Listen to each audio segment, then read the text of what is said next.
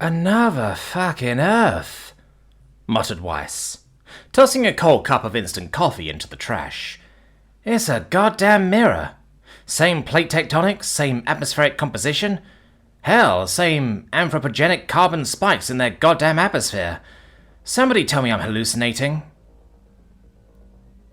The planet loomed in the digital vista of the observatory's enhanced visualization array, an uncanny mirror of Earth, suspended in a sea of infinite black. Its oceans reflected the same hues of blue-green serenity, its continents arranged with a haunting familiarity, and even the faint artificial glow of cityscapes adorned its night side. At the helm of the observatory, Dr. Amara Weiss leaned into her console, her eyes bloodshot from weeks of ceaseless work. Around her, the control room hummed with quiet chaos, the low-thrummed servers mingling with the clipped voices of her team. Data scrolled across the screens faster than the human eye could process, and overheard. A looping AI voice quietly reminded, "Priority transmission. Sole command requesting confirmation of all observations." Behind her, Ravi Patel, the team's astrophysicist, scoffed. "If this is a hallucination, Amara, it's a group fucking one. Every spectrum check aligns. The planet even spins at 23.9 hours. "And the radio signals," chimed in Valeria Sokolova, their cryptography expert. "We've isolated their broadcast band, FM and AM primarily. It's like listening to a goddamn time capsule." She gestured to the speakers, where faint echoes of static-laden music drifted through.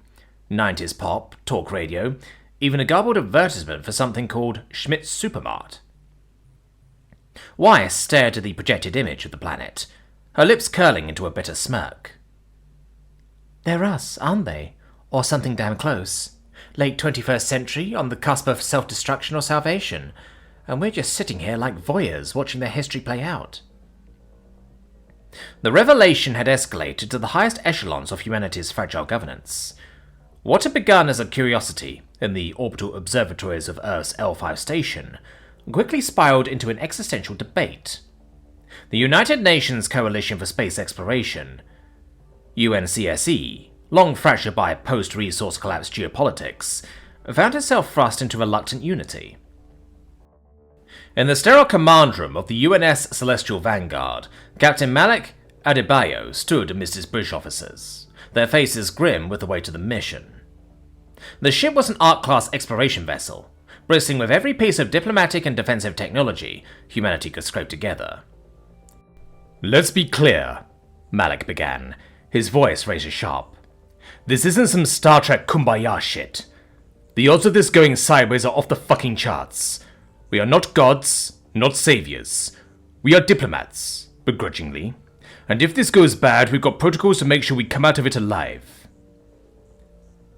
Commander Lin Tao snorted from her seat. "Relax, Captain. Worst case, they think we're aliens and throw rocks at us. Best case, we show them what a quantum comm system looks like, and they think we're gods." "Don't make me regret bringing you, Lin," Malik growled, though his tone carried a trace of amusement. The briefing continued, heavy on technical jargon, phased array communication lasers, quantum encrypted message packets, and contingencies for cultural contamination. Each officer took their turn presenting. Linguistics experts, cultural historians, even a goddamn PR officer from the Earth Alliance Media Directorate, who insisted humanity's image be preserved for posterity. The first attempt at communication was simple, a radio transmission on their FM band. "This is Captain Malik Adebayo of the UNS Celestial Vanguard. We come in peace. We are explorers from the Sol system, seeking knowledge and understanding." The translation AI rendered his words into half a dozen Earth languages, cycling through Mandarin, English, Hindi, and more. For hours, nothing but static. Then a burst of sound. A response. "Bullshit prank! FCC violation! Whoever's broadcasting this, cut it out before we trace you!" Malik pinched the bridge of his nose. "Great. They think we're a bunch of assholes with a ham radio. Lin, send the video transmission." The British crew tensed as the feed went live. A holographic image of Malik in full uniform, standing before the UNS insignia, his face calm but commanding.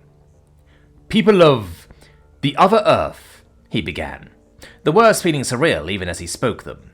"This is not a prank. We are not from your world, but from one very much like it. We are here to learn, to understand. Please respond." The screen flickered. Then came the face of a man in a rumpled shirt, his eyes sunken and skeptical. Behind him, the banner of a TV studio. "This is WZRD 13 News, Milwaukee," the man said, half laughing. Who the hell are you guys, and why do you look like an Amazon Prime sci-fi series?" "He's taking the piss," Lim muttered, earning a snort from the comms officer. "Stay professional," Malik hissed. He adjusted his tone, his practiced diplomacy kicking in. "Mister, I assure you this is no fiction. We are representatives of the United Nations Coalition for Space Exploration, based on a parallel version of your Earth. Our mission is one of peace and discovery." The figure in the feed blinked, his skeptical expression shifting to something between confusion and curiosity. "Parallel Earth? So like, some multiverse shit? Did Elon Musk cook this up before he disappeared in 45? Malik's lips twitched in irritation.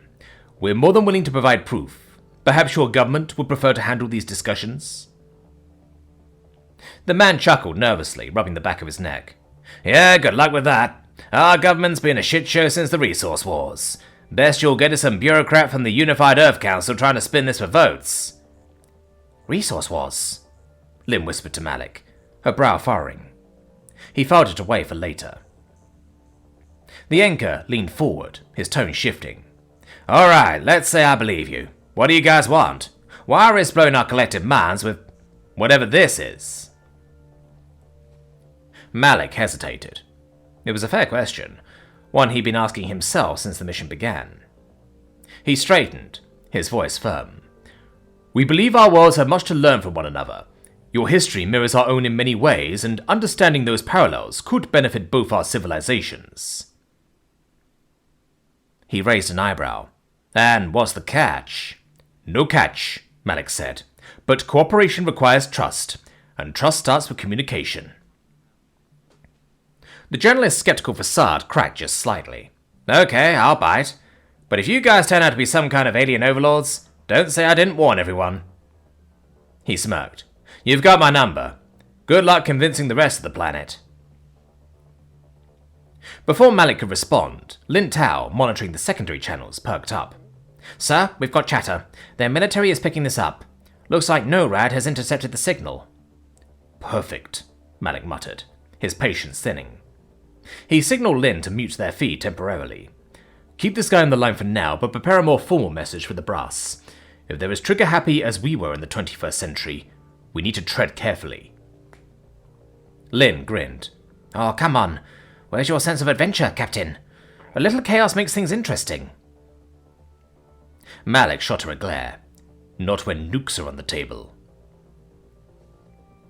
The hours that followed were a shitstorm of mistrust, wonder, and cultural whiplash. Governments scrambled to classify the discovery. Religious leaders proclaimed it a miracle or a heresy. Social media platforms on both planets exploded into chaos, conspiracy theories running rampant. On the UNS Celestial Vanguard, Malik watched as the chaos unfolded through intercepted broadcasts and hacked data streams. "Jesus," muttered Lin, scrolling through a mirrored Earth's version of Twitter. "Fake aliens is trending. So is Second Earth hoax. These idiots think it's some elaborate PR stunt." Barely 15 minutes later, the UNS Celestial Vanguard detected a new transmission, this time originating from a hardened military uplink. The message was brief, terse, and to the point. "This is General Alicia Perez, United States Strategic Command. Identify yourself, your location, and your intentions immediately, or we will consider this a hostile incursion." "Shit," Lin said under her breath, glancing at Malik. "They're not screwing around." Malik nodded grimly. "All right, patch me through. Full diplomatic mode." When the link stabilized, the face of General Perez filled the monitor. She was a woman of indeterminate age, her expression carved from stone, her uniform immaculate. Behind her, a war room buzz of activity, figures moving like shadows across rows of monitors. "General Perez," Malik began, his tone measured. "I'm Captain Malik Adebayo of the UNS Celestial Vanguard. We are an exploratory vessel from a parallel Earth. Our mission is peaceful. We seek knowledge, not conflict." Perez's eyes narrowed. "Parallel Earth. That's a hell of a claim, Captain. You've got about 30 seconds to convince me you're not some advanced adversary testing our defenses." Malik resisted the urge to roll his eyes. "Our origins can be verified. We've transmitted data packets containing quantum-stabilized isotopic signatures unique to our universe. I suggest your physicists review them before you start aiming missiles at the sky." Perez glanced off-screen, likely consulting her advisors. When she looked back, her expression softened, but only slightly. "All right, Captain. Suppose I buy your story. What's your endgame here?" "To establish dialogue," Malik replied. "We've been observing your world for some time. The similarities to our own history are remarkable. We hoped we might exchange knowledge, perhaps offer insights into avoiding some of the mistakes we made." Perez raised an eyebrow. "Observing, huh? Sounds a lot like spying." Lin Tao, unable to resist, whispered, "This is going well." "Quiet," Malik hissed, before addressing Perez again. "If it's spying, it's the most transparent kind you'll ever encounter. We've taken great care not to interfere. This conversation is our first direct contact." As the minutes stretched into many more hours, the situation grew increasingly tense. Other nations began to chime in, their military and scientific communities scrambling to analyze the unprecedented contact. The Russians demanded proof, the Chinese insisted on joint control of the dialogue, and smaller nations clamored for assurances that this wasn't some elaborate hoax or precursor to an invasion. On board the Celestial Vanguard, the atmosphere was no less strained. Malik paced the bridge, occasionally stopping to review reports or issue orders. Lin sat at her station, scrolling through intercepted broadcasts with a bemused expression. "Looks like the conspiracy theorists are having a field day," she said. "Half the planet thinks we're fake, the other half thinks we're here to steal their water or probe their cows." "Charming," Malik muttered. "Any actual progress?" "Sort of. The Canadians want to talk. They're suggesting a joint scientific summit. Neutral ground, open dialogue. But good luck getting the big players to agree." Before Malik could respond, a junior officer called out. "Captain, we're detecting an energy surge from the planet. It's localized. Military installation. Looks like they're powering up a directed energy weapon." Malik's stomach dropped. "Shields up. I want full evasive readiness. And patch me back to General Perez." The monitor flickered to life, and Perez's face appeared once more. Her expression was colder than before, her jaw set like granite. "Captain," she began, her voice sharp, "you've got one last chance to prove your peaceful intentions. Otherwise, we're prepared to defend our planet." Malik clenched his fists, his mind racing. "General, if you fire on us, you'll confirm every fear we had about this mission. We are not your enemies, but if you force our hand, we will defend ourselves." Perez stared him down, her silence heavy with calculation. Finally she spoke. "Then prove it. Stand down and let us verify your claims." Malik sighed, glancing at Lin. "Power down non-essential systems. Let them scan us." Lin hesitated but nodded, her fingers flying across the console. "Done. Hope they don't take this as an invitation to shoot us out of the sky." The next few hours were a tense waiting game, every passing moment thick with the possibility of escalation. When the scans concluded, Perez's tone was marginally less hostile. "All right, Captain. Your ship checks out. For now, we'll agree to a ceasefire. But don't mistake this for trust. One wrong move and you're scrap metal." Malik exhaled. A small victory, but a victory nonetheless. "Understood, General. Let's see if we can make this a conversation worth having." The bridge crew erupted into cautious cheers as the tension eased, but Malik knew better than to celebrate. The road ahead would be long, fraught with distrust and potential disaster. Still, for the first time in days, he allowed himself a flicker of hope. "Let's hope they're more like us in the ways that count," he murmured to himself, staring at the planet below. The UNS Celestial Vanguard hung in high orbit over Mirror Earth like a silent sentinel, its reflective hull glinting under the distant sun. Inside, the tension had not eased. Even as the ceasefire held, the crew knew the slightest misstep could reignite hostilities. Captain Malik Adebayo leaned against the edge of the holographic tactical table, his eyes scanning the projected layout of Mirror Earth's atmosphere. Red lines and blinking markers denoted restricted military zones, while blue arcs represented projected safe corridors for descent. Lin Tao, standing behind him, broke the silence. "So, we're really doing this? We're sending a shuttle into that hornet's nest?" Malik straightened, fixing her with a tired but resolute look. "We have to. If we don't make a move, they'll think we're hiding something. Or worse, planning an attack." She sighed, flipping through data on her wrist interface. "Alright, but let's make this clear. If they shoot us down, I'm holding you personally responsible for the waste of my vacation time." "Duly noted," Malik deadpanned. He turned to the rest of the bridge. "Alright, team. We need a small agile vessel for this mission. Something fast with minimal crew and maximum defenses." Lieutenant Ekon Ogudele, the ship's grizzled flight operations officer, grunted from his station. "We've got the Vanguard's Arrow. Quick little bastard. She's built for atmospheric entry, reinforced hull and good maneuverability. She's also armed just in case." Malik's brow furrowed. "We want to avoid anything that screams military. Strip her of non-essential weapons and make sure the transponders are set to broadcast a peaceful mission signature." Ogundele snorted. "Aye, sir. But if this goes south, you'll wish we had a few missiles in the tubes." By the time the Vanguard's Arrow was prepped for launch, the crew roster had been finalized. Malik himself would lead the mission. Protocol be damned. If this operation was going to be the linchpin for peaceful relations, he wanted to be there to see it through. Joining him were Lin Tao, the ship's most experienced communications officer, and Dr. Nadia Rasool, an anthropologist specializing in human evolutionary parallels. "Great," Lin said, as she settled into her seat. "So the three of us are the guinea pigs. At least if we die, we'll do it spectacularly." "Spirited as ever," Malik muttered, running a final diagnostic on the console. "Remember, this isn't just a touchdown. This is history in the making." Dr. Rasool, seated behind them, adjusted the straps of her harness. "History has a funny way of remembering people who screw up first contact. Let's not add our names to that list." The airlock sealed behind them with a hiss, and the Arrow detached from the Celestial Vanguard.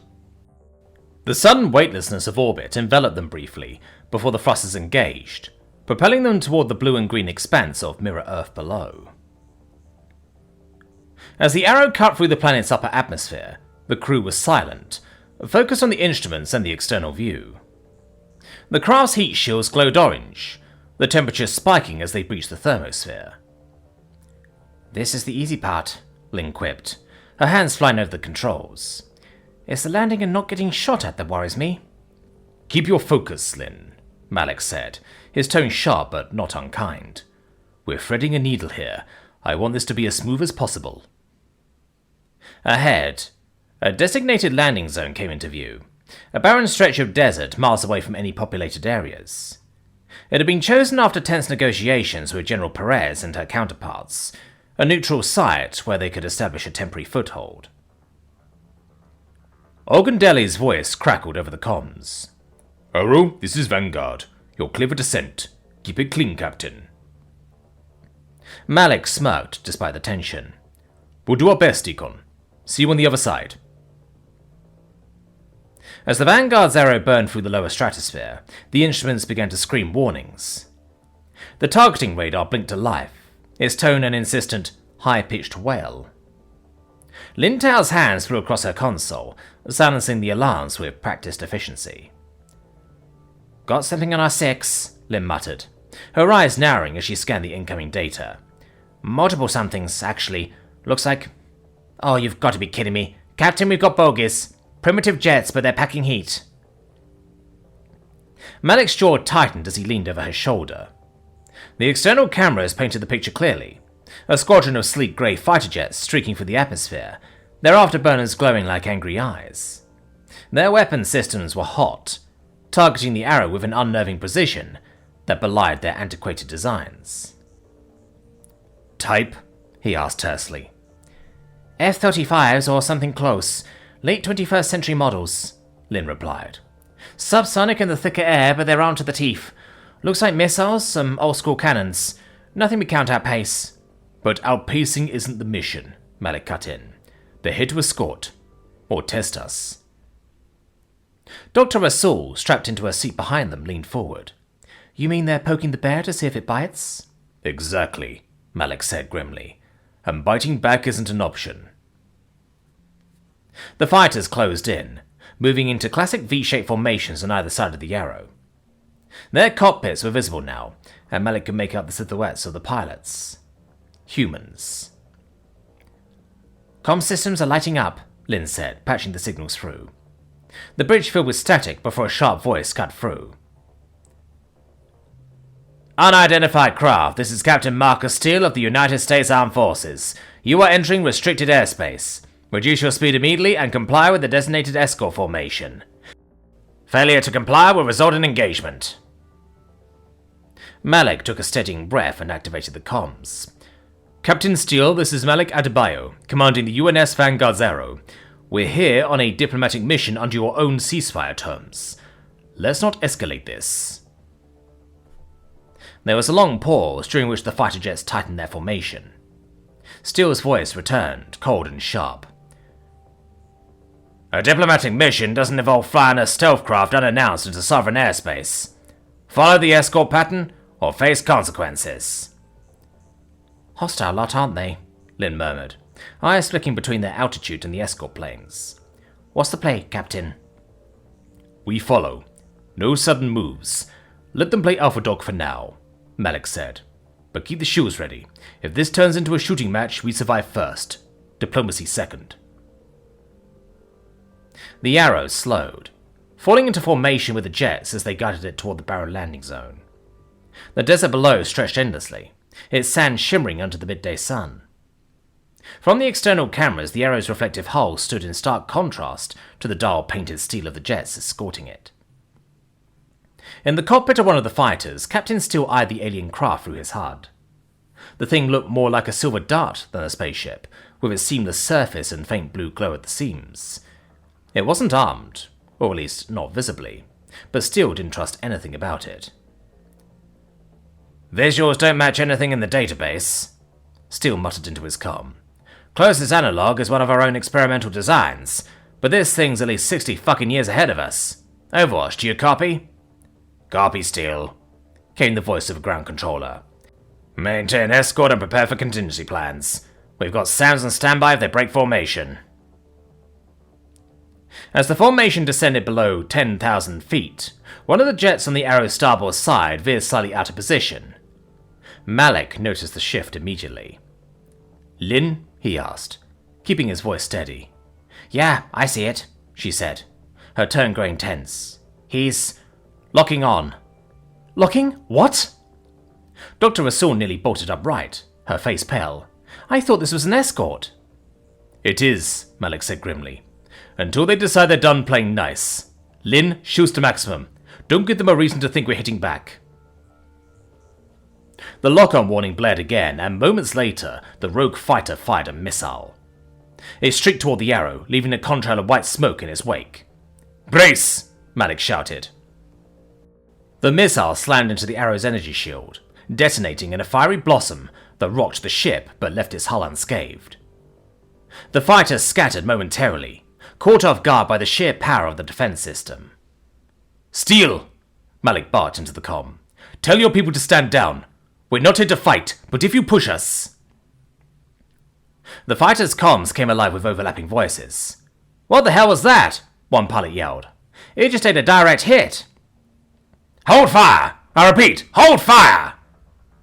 Steele's voice cut through the chaos. "Stand down, all units! This is an escort mission, not a firing range!" The arrow touched down moments later, its struts sinking slightly into the sand. The escort fighters pulled away, circling like hawks overhead. On the ground, military convoys and personnel awaited, their weapons trained on the ship. Malik exhaled as the engines powered down. Well, that could have gone worse.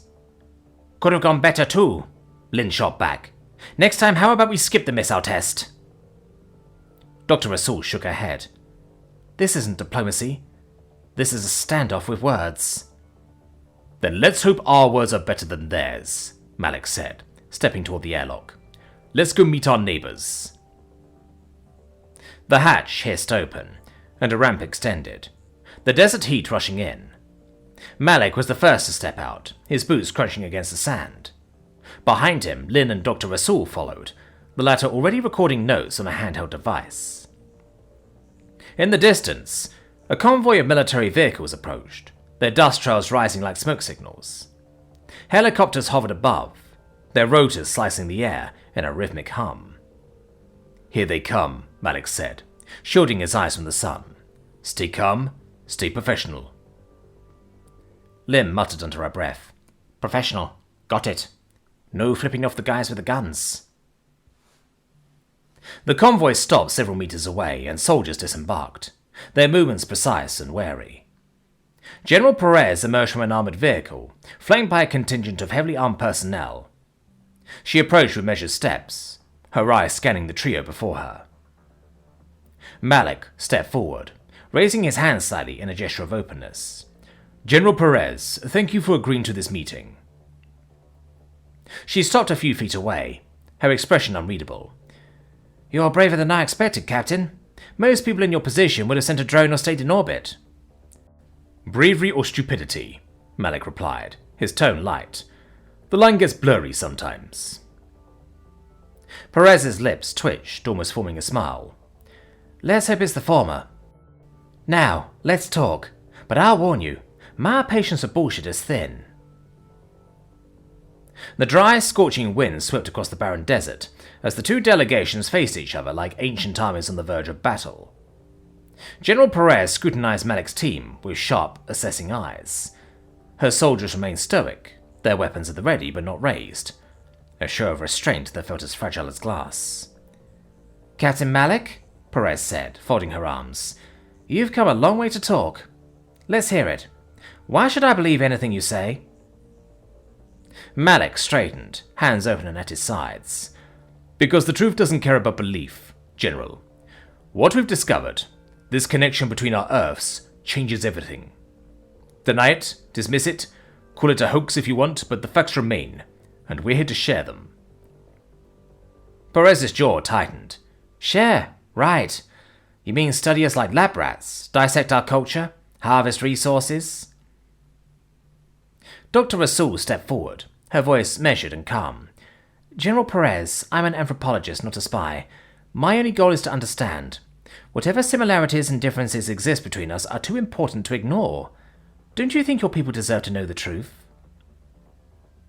Perez's eyes flicked to Rasul, narrowing slightly.